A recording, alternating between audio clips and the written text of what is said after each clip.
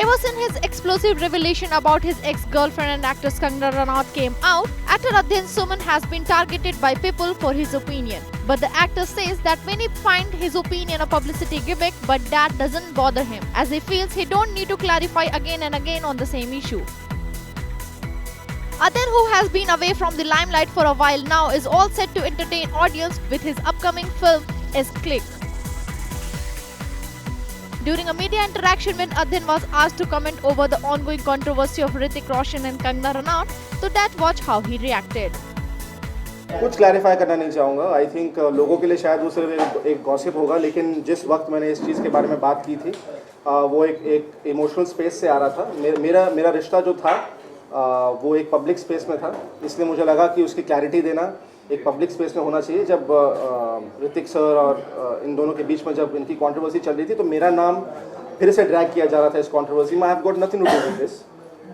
तो मैंने ऑब्वियसली सबसे रिक्वेस्ट की कि please don't drag my name, लेकिन वही है ना कि अगर आप बात ना करें तो फिर लोग बात करते रहते हैं इसके बारे में. तो मुझे लगा कि एक बार क्लैरिटी दे देनी चाहिए and that's it and that's all I did. In fact DNA में जो है डीएनए पेपर जो है वो मेरे पीछे पड़ा हुआ था इतने दिन की. आई थिंक अगर आप लोग मैं कुछ बोल ही नहीं पाऊँगा. तो डीएनए पेपर जो है उन्होंने मुझसे कहा कि अध्ययन I think that you should clarify your stance and you should talk about it. ऐसे कोई फ़ायदा नहीं है, बिकॉज लोग सिर्फ एक ही चीज़ जानते हैं, ये पब्लिसिटी चाहता है. लोग ये नहीं जानते कि पब्लिसिटी से इंसान का क्या होना है लाइफ में, सिर्फ गालियाँ ही पड़ती हैं. और मैं उस फैमिली से नहीं आता हूँ और मुझे इस तरीके की पब्लिसिटी की ज़रूरत नहीं है लाइफ में. लेकिन मुझे लगा ठीक है, मे बी अब नहीं तो कभी नहीं, शायद मैं ज़िंदगी में अगर सक्सेसफुल हो जाऊँ और डेफिनेटली होऊंगा, उस वक्त इसके बारे में मेरे पास ज़िंदगी में स्पेस नहीं होगा, वक्त भी नहीं होगा. इसलिए मुझे लगा let me just talk about it and finish it of and that's it. और मैंने एक इंसान से बात की और फिर आई थिंक फारिदून से बात की थी. उसके बाद मैंने किसी से बात नहीं की. सबके फ़ोन कॉल्स आए, I think you should clarify, I think you should talk. ऐसे there nothing to clarify, there nothing to talk.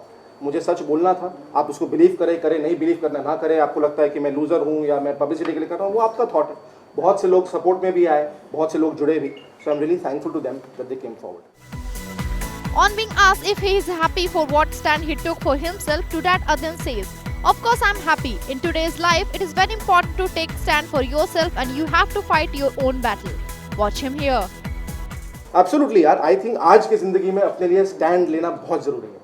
You have to fight your own battle, you have to take a stand, चाहे वो एक मर्द हो या औरत हो.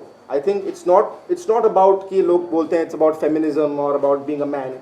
It is about being a good human being or about being a human being, and if that means you have to take a certain stance in your life, चाहे वो आपकी ज़िंदगी के लिए हो, आपके रेपुटेशन के लिए हो, आपके करियर के लिए हो, I think you should take it in a very dignified way. ये मतलब नहीं कि स्टैंड लेके दूसरों को गालियाँ देना शुरू कर दें आप, but I think सच बोलना चाहिए और मुझे सच से डर नहीं है.